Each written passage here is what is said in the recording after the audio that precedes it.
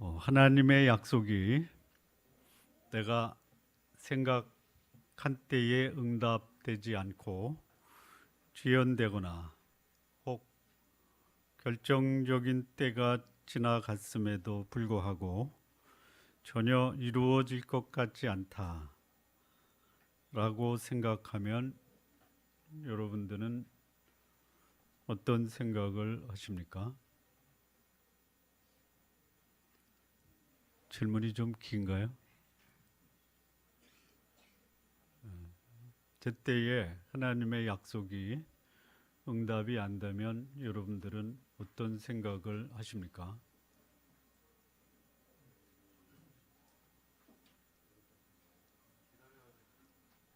기다려야 되는구나. 네, 참 경건하신 분이십니다. 아마 대체로 이런 생각을 하지 않을까. 약속이나 하지 마시지. 약속해놓고 이게 뭐야? 라는 생각을 하시지 않겠습니까? 뭐 공감이 되면 끄떡끄떡. 아니면 나는 그래도 기다릴 거야.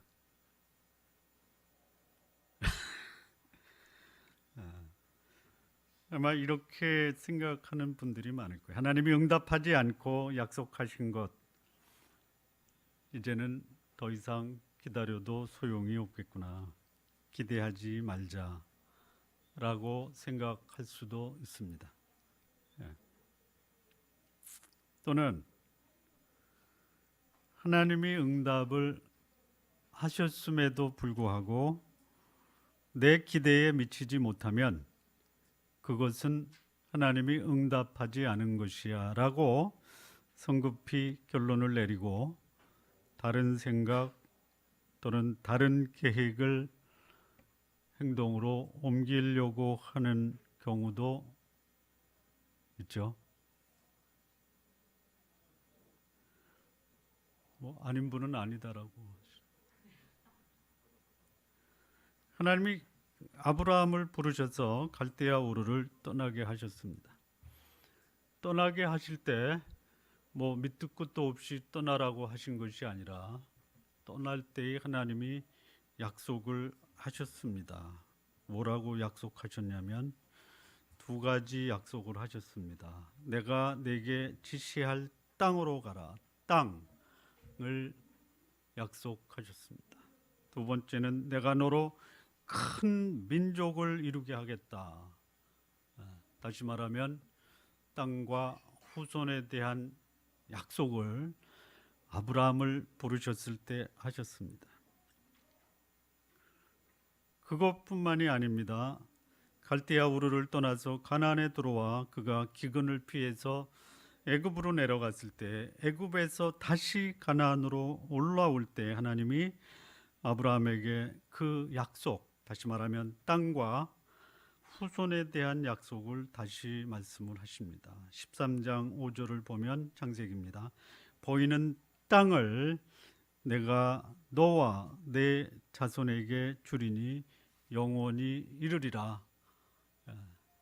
하나님이 아브라함에게 약속하신 것은 땅과 자손이었습니다. 그 약속은 영원히 이르게 될 것이다라고 말씀하셨습니다.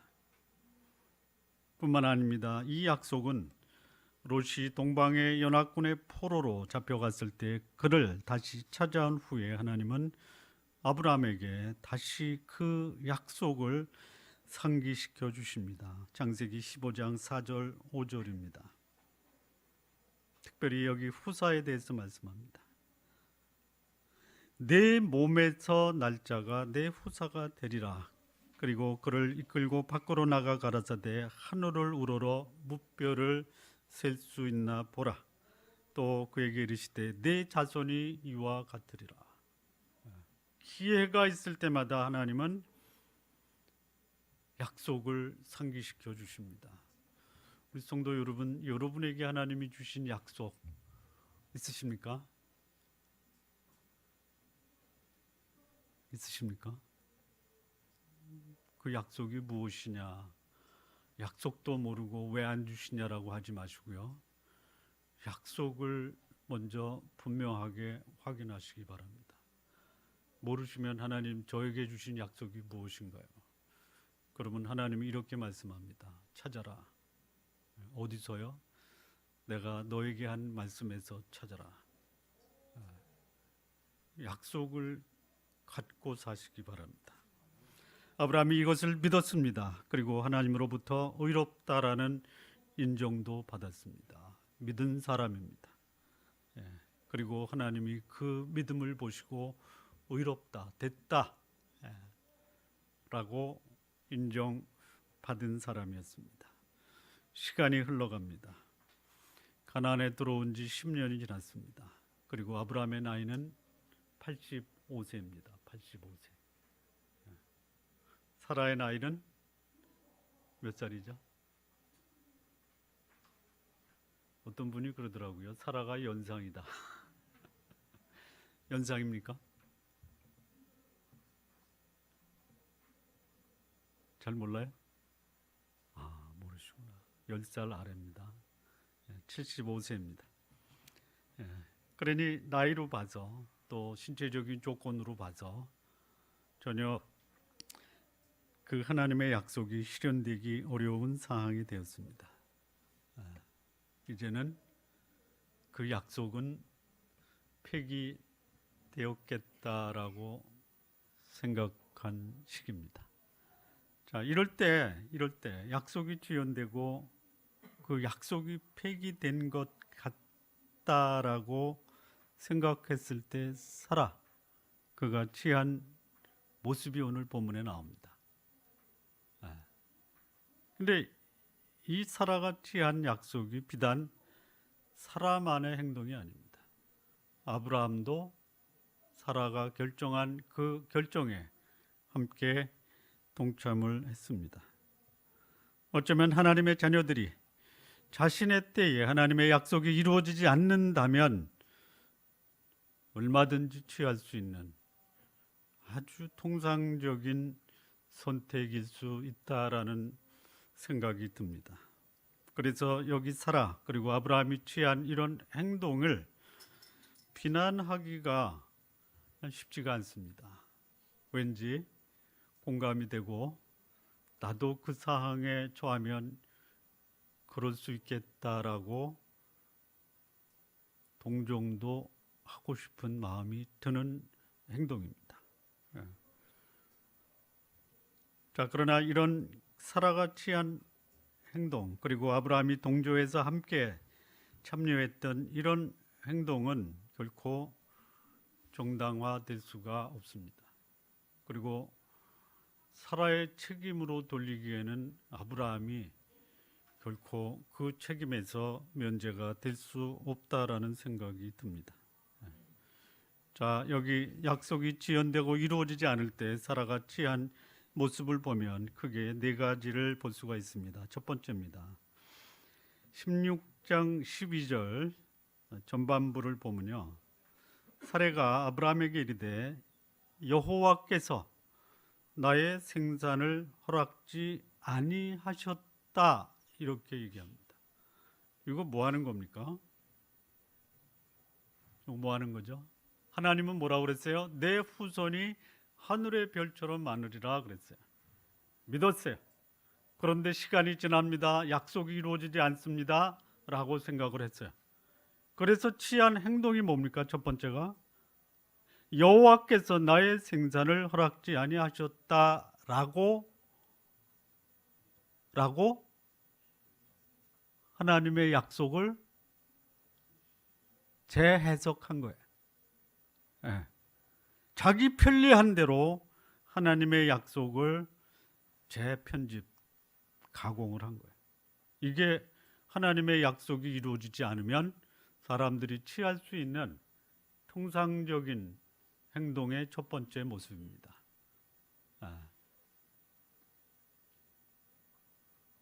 그런 거예요. 하나님이 적어도 3번 이상의 약속이 이루어질 것이다라고 말씀을 하셨어요. 그런데 그 약속이 전혀 실현되지 않아요. 그러니까 사라는 그 하나님의 약속을 자기 생각대로 재해석한 거예요. 뭐예요? 말씀을 하셨지만 안 되실 거야, 안 될 거야, 이렇게 판단을 한 겁니다. 여러분, 이게 뭐냐면 이거예요. 성경이 말씀한다고 다 믿냐? 이런 식입니다. 예. 다른 사람에게는 몰라도 나한테는 적용이 안 되는 거야, 이런 식으로 해석하는 겁니다. 그러면서 성경대로 믿는 사람한테는 야, 요즘도 성경대로 믿는 사람 있냐? 이런 식으로 재해석하는 거예요. 이게 사라와 아브라함의 얘기입니까? 아니면 저와 여러분의 얘기입니까? 아니, 솔직하게 가슴에 손을 얹고, 안 그런 분은 손 얹지 않으셔도 됩니다.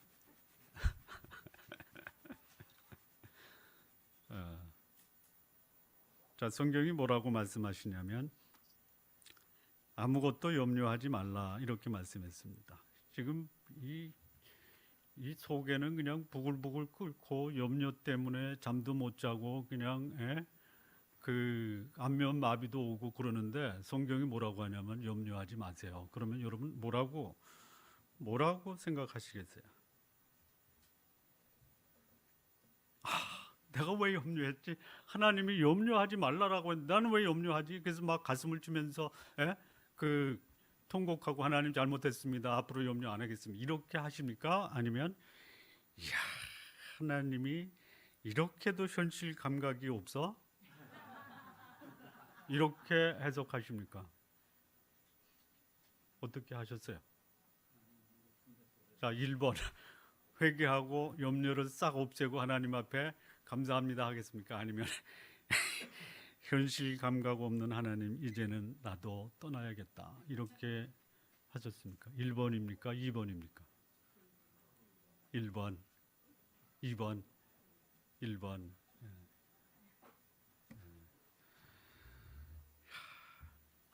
그래서 이렇게 생각합니다. 앞으로 성경을 읽거나 안 읽을 수는 없고, 또 하나님이 약속을 주셔도 그냥 참고만 하지, 그 약속이 그대로 이루어질 것을 기대하는 것은 나의 어리석음을 표현하는 거야. 이렇게 생각하는 거, 오죽하면 이렇게 생각하겠냐 하면서 이해는 됩니다. 오죽하면 그랬겠냐라는 것이. 오죽 답답하면. 이런 판단이나 해석이 신앙인의 의식 속에 현실을 믿는 것이 하나님을 믿는 것보다 훨씬 강력하다라는 것을 보여주고 있는 겁니다. 하나님이 주신 약속, 현실과 전혀 다를 때 신앙인의 태도는 현실보다는 하나님의 약속을 기다릴 수 있어야 되는데, 참 그러지 못한 것들이 어쩌면 오늘을 사는 신앙인의 모습에 거의 일반적으로 나타나는 현상인 것 같습니다. 성도 여러분, 하나님의 약속이 여러분이 생각하신 것보다 더딜 때 그냥 조금만 더 기다려 주시기 바랍니다. 근데 왜 기다리지 못해요? 왜 기다리지 못하시는 거예요?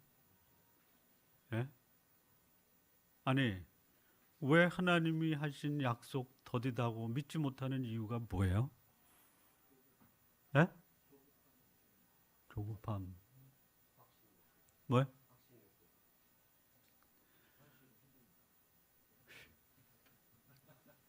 세 번째 하신 말씀이 제가 드리고 싶은 말씀입니다. 힘들어서 그래, 힘들어서. 살기 힘들어서. 그 삶이 힘든다라는 것이 만만한 게 아닙니다. 힘드니까 이렇게 하는 거예요. 그런데 조금 더 생각하면요, 힘들다고 재해석해서 딴 행동하면은 그러면 힘들지 않습니까? 더 힘듭니까?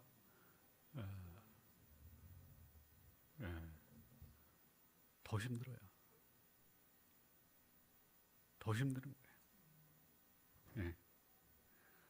왜 기다리지 못해요? 또 힘들다라는 것도 있지만, 예? 왜 약속을 기다리지 못하고 쪽박게는 이유가 뭐예요? 예? 여러분 깨보셨잖아. 왜 깨냐 이거예요. 예? 하나님이 응답 안 하실 거다라고 믿는 거예요. 자, 그래서 여기 사라가 두 번째 취한 행동이 뭐냐면요, 2절 후반부에 나오는데요, 하나님이 나의 생산을 허락지 아니하셨으니까 나의 여종과 동침하라. 내가 혹 그로 말미암아 자녀를 얻을까 하노라 하매 아브라함이 사라의 말을 들으니라. 그러니까 인내하는 것보다 당장 가시적으로 실현 가능한, 현재 상황에서 실현 가능한 방법을 찾는다라는 것이. 그러니까 약속에 대한 현실적 재해석한 후에는요, 이게 굉장히 합리적이요, 이성적이고 실현 가능하고, 그렇게 되면 그렇게도 꿈꿔왔던 하나님의 약속을 기다리면서 고통당하는 것보다는 그 문제가 해결되는 방법을 찾은 거예요. 그런데 그 해결책을 찾은 그 내용이 사라의 한계를 벗어나지 못합니다. 그가 찾은 방법이 뭐예요? 고작 한다라는 것이 자신의 여종을 통해서 하나님이 약속하신 자녀를 얻겠다라는 겁니다. 그런데요, 그 범위를 못 써놔요. 자식을 얻겠다라는 것 외에는 그 외의 생각을 못 하는 거예요. 그가 결정한 행동이 그 후에 어떤 결과를 가져올지에 대해서는 전혀 고려의 대상이 아니에요. 오로지 자식만 얻으면 된다. 마치 이런 겁니다. 자녀 교육을 시켜야 되는데 가지고 있는 것 가지고는 전혀 안 돼요. 그래서 자식을 교육시키겠다라는 일념으로 엄마가 야간업소에 나가는 것과 같은 겁니다. 예. 가장 손쉽게 문제 해결하는 방법이에요. 그러면 어떻게 돼요? 예? 자녀의 학비는 충당이 됩니다. 그러나 자식의 미래에 결정적인 악영향을 주는 것은 전혀 생각을 못하는 거예요. 그리고 자녀가 그 문제를 제시했을 때 뭐라고 답변하시겠어요? 이렇게 얘기할 거예요. 너를 위해서 그래서. 그러면 자녀는 뭐라고 그래요? 우리 엄마 나를 사랑하는 마음이 그 정도로 클 줄 몰랐어요. 이렇게 하겠습니까? 지금 사라와 아브라함이 한 행동이 바로 그겁니다. 현실적인 문제를 해결하기 위해서 부정직하고 부정적인 방법으로 문제를 해결하려고 시도하는 경우가 바로 이런 경우에 해당된다라는 거예요. 자기 눈앞에 놓인 그 방법이 하나님의 길이 아닌 것을 알면서도 그 길을 가고자 하려는 것이 바로 사라의 선택이었어요. 약속을 기다리다가 현실에서 그가 찾은 방법은 하나님의 방법과는 전혀 상관없는 것. 이게 사라가 취한 행동입니다. 약속을 기다리다가 하나님의 방법과는 전혀 상관없는 이 사라의 선택의 모습이 어쩌면 오늘을 살아가는 우리들의 모습 속에 쉽게 발견하는 것이 아닌가, 이런 생각도 해봅니다. 자, 세 번째입니다. 아브라함과 사라가 하나님의 약속이 이루어지지 않는다고 해서 취한 행동 세 번째는 뭐냐면요, 그래서 문제가 벌어졌어요. 문제가 벌어졌습니다. 4절을 보면요, 아브라함이 하갈과 동침하였더니, 이건 뭐 자연 현상입니다. 동침하면 아기를 갖게 돼 있습니다. 그런데 그때부터 문제가 생겼습니다. 그가 자기의 잉태함을 깨닫고 그 여주인을 멸시한지라. 사례가 아브라함에게 이르되 나의 받는 욕은 당신이 받아야 옳도다. 예. 자, 어떤 문제가 생겼냐면요. 사실 해결은 됐어요. 자식 갖게 된 거 해결됐습니다. 아마 사라의 마음속에 됐다. 이제는 해결됐다. 자식을 얻었으니까 아마 감격했을 거예요. 자기 여종 하갈이 아기를 가졌을 때 하나님이 나의 꿈을 이루어 주셨다. 할렐루야 했을 거예요. 근데 그 기쁨은 순식간에 사라지고 맙니다. 무슨 문제가 생겼습니까? 그 여종이 여주인을 멸시하는 문제가 생겼습니다. 문제가 생겼어요. 다시 말하면 아이를 가진 것이 그리 기뻐할 만한 일만은 아니었다라는 것이 멸시를 했습니다. 자, 멸시 받아 보신 적 있습니까? 멸시 받아 보신 적 있습니까?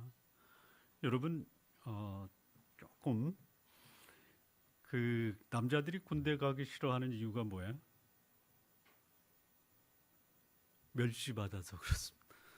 예, 나이 많은 26살 둘째 아들이 군대를 갔더니 21살 고참이 야 이 새끼야 왜 나이 들어서 군대 와? 이거 뭐 하는 겁니까?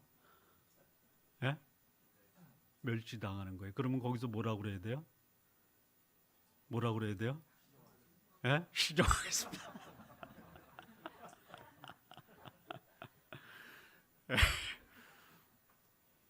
그렇게 해야 돼요. 시정하겠습니다. 그런 경우가 있어요. 근데 여기서 멸시는 그런 멸시가 아닙니다. 이런 멸시는 뭐냐면 적반하장이다라고 하는 거예요. 하극상이에요. 하극상, 적반하장. 하갈이 뭐라고 멸시를 했을까요? 여주인이 종으로부터 멸시를 당한다고 했을 때 이보다 더 큰 수모는 없다라고 하는 것이 어떤 경우일까요? 그러니까 어떻게 구체적으로 거꾸로 야 그거예요 그거. 아니 내가 지금까지는 당신을 주인으로 모셨지만 이제부터 그 자리 내놔 이거야. 이거보다 더 큰 모독이 어디 있어요? 어떻게 하면서 그랬을까요? 아이도 낳지 못하는 여자는 여자도 아니야. 그러니 그 자리 내놔. 이게 멸시입니다. 이게 그거를 당하는 거예요. 그거. 그러니까 자기가 한 행동이 그런 결과를 가져올지를 미처 생각을 못한 거. 이게 문제. 문제가 생겼어요. 그랬더니 어떻게 해요? 여기서 이제 사라가 취한 행동이 그런 겁니다. 내가 받는 욕 당신이 받아야 옳도다 이거예요. 자기가 잘못해놓고 그 잘못을 다른 사람에게 전가하고 비난하는 거예요.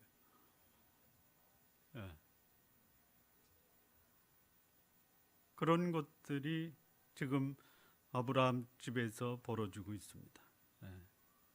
이런 일이 일어날 거라고는 전혀 생각지 못했던 거예요. 물론 아브라함에게 잘못이 없는 것이 아닙니다. 아브라함에게도 잘못이 있어요. 자, 여쭤보겠습니다. 남편이 아내의 말을 존중해 주는 것은 바람직합니까? 존중해 주십시오. 그런데 존중해 줄 때 좀 분별은 하셔야 됩니다. 여기 아브라함의 결정적인 문제는 뭡니까? 비난받아 마땅해요, 사실은. 왜? 분별을 못했으니까. 아마 이렇게 사라가 남편한테 아브라함한테 얘기했을 거예요. 그때 당신이 좀 막아야지.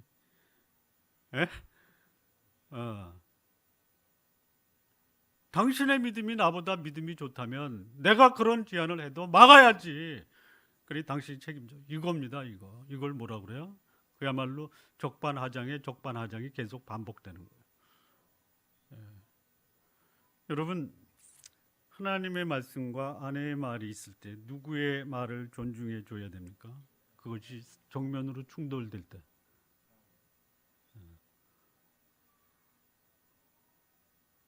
아내의 말을 존중을 해줘야 됩니다. 그러나 그 말을 분별해서 존중을 해야 됩니다.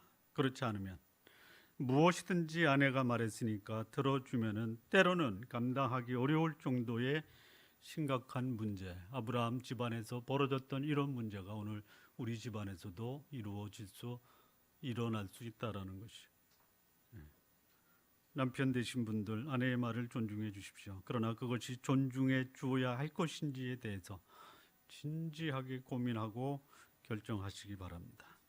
사라는 자신의 지혜롭지 못한 판단으로 일어난 자신의 잘못을 본인이 반성하고 성찰하는 것이 아니라 남편에게 돌리고 있는 것이에요.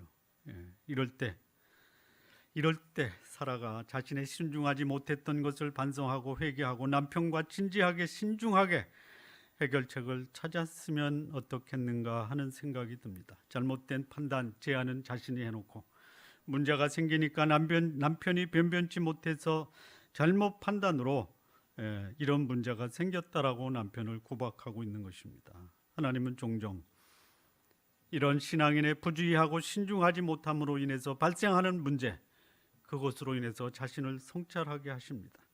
그리고 종종 하나님의 응답의 때를 숨기시고 지연시키면서 인간의 연약함을 알게 하시는 하나님인 것도 보게 하십니다.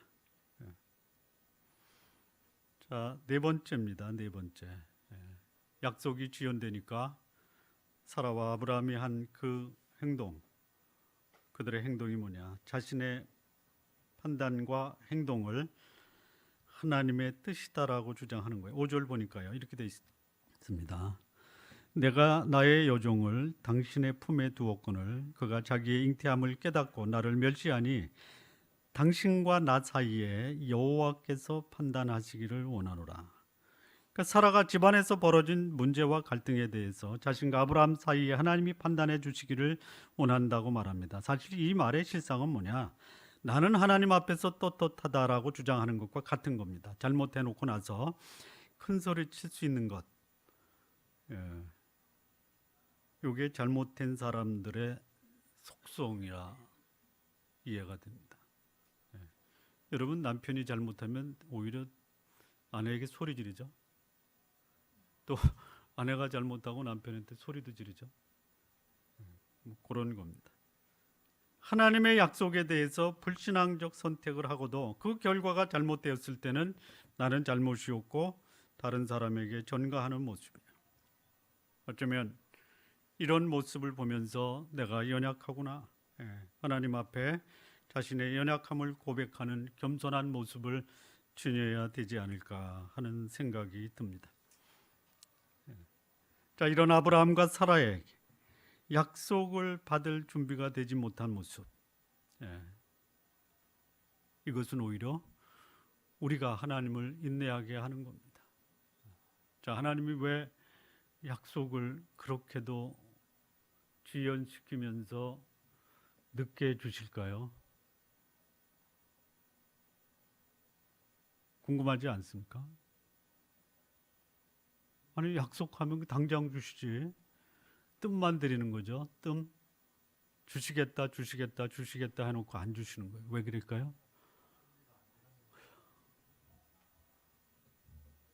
준비가 안 돼서 그런 거예요. 준비가 안 돼서. 우리 존나무교회 성도 이 정도 수준은 돼야 됩니다. 고민도 안 해보세요. 왜 안 주셨을까? 나는 준비를 안 해놓고 달라고만 하니까 하나님이 주어도 감당을 못하는. 제발 좀 준비 좀 하시기 바랍니다. 준비되지 않은 사람에게는 미래가 없습니다. 달라고만 하지 말고요. 받을 준비부터 하십시오.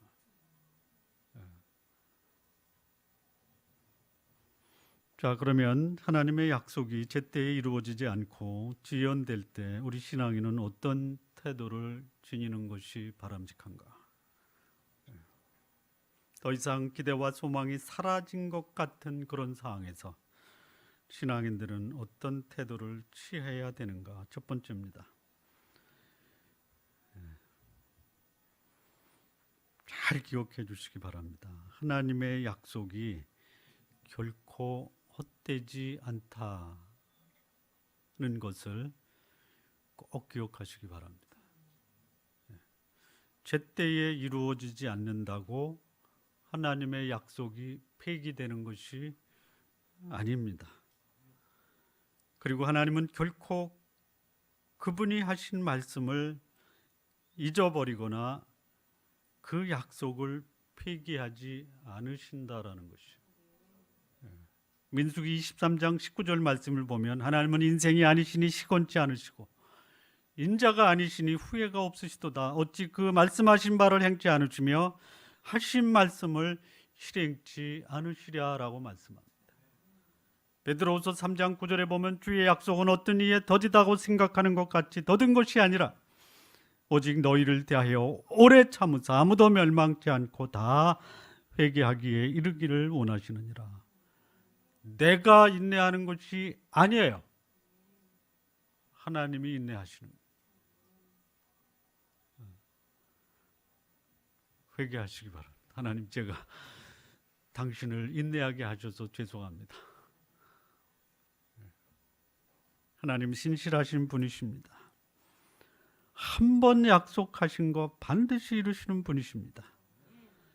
이런 하나님을 경험한 믿음의 사람들은 한결같이 이렇게 고백합니다. 내가 경험해서 맛보았던 하나님, 당신도 맛보시지 않으시겠습니까? 맛보시기 바랍니다. 작은 것부터 맛보시기 바랍니다. 큰 거 기대하다가 작은 것도 놓치지 마시고 작은 것부터 맛보시면서 그 크기를 점점 키워가시기 바랍니다. 현실이 고달프고 힘들 때 하나님은 여전히 우리를 향한 그분의 약속을 기억하고 계시고 그 약속을 반드시 지키시는 분이라고 제발 믿으시기 바랍니다. 그리고 앞서 말씀드린 것처럼 그 약속이 무엇인지도 좀 분명하게 정리해 두시기를 바랍니다. 자, 두 번째는 조금 늦더라도 그냥 인내하시기 바랍니다. 첫째는 뭐예요? 하나님은 약속을 결코 잊지 않는다라는 거 기억하시고요. 그리고 나는 준비하면서 기다리십시오. 준비하면서. 참 인간의 조급함, 아주 역사적으로 오래된 기원을 가지고 있는 것 같아요. 나이가 들었지만 하나님의 계획보다 살아가 너무 앞서 나간 것처럼 보입니다. 현실 문제에 집착하면 조급해지는 거예요. 뭐 그런 말이 때문에요. 부러워하면 지는 거다. 뭐예요? 왜 나한테는 안 해줘? 오늘 이 시대를 사는 신앙인들이 가진 문제 중에 하나가 뭐냐면 기다리지 못하고 조급하다가 가지고 있는 것까지 잃어버리는 거. 이게 문제입니다. 조금만 더 기다리면 약속이 이루어질 텐데 기다리지 못하고 있는 것까지 잃어버리는 이런 안타까운 일, 우리 하나님을 믿는 믿음의 가족들에게 이런 일이 벌어지지 않았으면 참 좋겠습니다. 약속이 있다면 그 약속을 조금만 더 기다리면 그 기다린 만큼의 보상과 축복을 하나님으로부터 받을 수 있을 텐데 말입니다. 히브리서 11장 36절에 보면요, 너희에게 인내가 필요하면 너희가 하나님의 뜻을 행한 후에 약속을 받기 위함이다 라고 말씀하고 있어요. 언제까지 인내하십니까? 약속을 받을 때까지 인내하는 겁니다. 자, 인내하지 못하는 이유가 뭐예요? 또 한 말씀 해주시죠. 인내하지 못하는 이유가 뭡니까? 힘들어서요. 힘들어서. 이건 이제 해보신 분만이 아는 거 아닙니까? 힘들어서 그러는 거예요. 힘들어서. 그래서 인내하지 않아요. 그러면 인내하지 않으면 안 힘듭니까? 예? 힘들어요. 인내하지 않아도 힘들어요. 인내하는 것도 힘들고요. 어떻게 해야 돼? 이러지도 못하고 저러지도 못하고 그냥 진퇴양난에 꼼짝없이 갇혀서 그냥 가만히 있어요? 저절로. 저절로. 저절로 되는 게 있습니까? 없죠. 예. 자, 이렇게 생각을 해보세요. 인내하는 고통이 있어요. 예. 인내하는 고통이 있어요. 그래서 그걸 딱 고통스럽다고 중단을 했어요. 예. 그런데 인내하지 않은 고통이 또 인내했던 고통보다 더 커지는 거예요. 예. 인내하는 고통은요, 그 고통을 견디면요, 보상이 있어요. 그런데 인내하지 않으면은 인내하는 고통을 없어져도 남는 거는 다 껍데기밖에 없어요. 완전히 쪽박 깨버리는 거예요. 예. 그렇다면 인내하는 고통이 훨씬 더 생산적이고 긍정적이고 그리고 미래가 보상이 돼요. 그러나 인내하기 힘들다고 인내를 포기하면요, 있는 것까지 다 잃어버리는 거예요. 그리고 더 큰 문제가 생기는 거예요. 비생산적이에요. 가치가 없어요. 무의미한 것이에요. 그러니까 의미 있는 인내의 고통을 견디시기 바랍니다. 자, 세 번째입니다. 하나님의 응답이 지연되는 것처럼 전혀 이루어지지 않을 때 어떻게 해야 되느냐? 하나님의 방법과 수단을 끝까지 고수해야 합니다. 사람이 수렁에 빠지면 수단과 방법을 가리지 않고 살 길을 찾으려고 하는 것이에요. 우선 살고 보자 하는 식입니다. 그러나 그 살고 보자라고 하는 것이 부정한 수단, 정당하지 못한 방법으로 한 그 행동은 결코 선한 결과를 가져올 수 없다라는 것이에요. 그런데 부정한 방법과 수단으로 해서 그 결과로 얻는 아픔과 고통을 겪으면서 이것이 아니다라고 교훈을 배우는 데는 너무 많은 시간이 걸리는 거예요. 우리가 역사를 통해서 배우는 것이 뭡니까? 역사가 뭐냐? 과거와 현재의 소통이다라고 했습니다. 다시 말하면 역사의 교훈을 통해서 오늘 내가 무엇을 어떻게 교훈을 받을 것인가를 역사를 통해서 배우는 거예요. 안 배우는 거예요. 누군가 이런 말을 했습니다. 사람이 역사를 통해서 배울 수 있는 교훈이 있다면 역사를 통해서 아무것도 안 배우는 것이다. 그래서 과거의 역사는 오늘 내 인생에도 똑같이 재현되는 것이다. 역사를 통해서 좀 배우시기 바랍니다. 목적이 수단을 정당화할 수가 없습니다. 여기서 우리 기독교인의 윤리가 출발하는 것이에요. 올바른 목표가 있다면 정당한 수단과 방법으로 성취해야 한다라는 것이.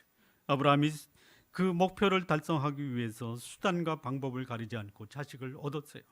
그리고 그것으로 아브라함의 집안은 어두운 그림자가 드리워지게 된 것입니다. 하나님이 아브라함 용서하셨습니다. 사라도 용서하셨습니다. 하갈과 이스마엘도 축복하셨습니다. 그러나 아브라함이 뿌린 씨, 그 씨에 대한 열매를 거뒀다라는 것도 우리는 기억해야 됩니다. 뿌린 대로 거두는 것입니다. 용서했기 때문에 뿌린 씨까지도 없게 하시는 분이 아니십니다. 뿌린 대로 거두는 것이. 따라서 우리 성도 여러분, 하나님이 주신 약속이 있다면 하나님의 방법으로 약속이 실현되는 복된 삶을 사시기 바랍니다. 마무리 짓겠습니다. 하나님이 오늘 우리에게 주신 그 약속을 이루시기를 원하십니다. 때로는 우리가 생각할 때 그 하나님의 약속이 더디게 이루어진다라고 생각할 수 있습니다.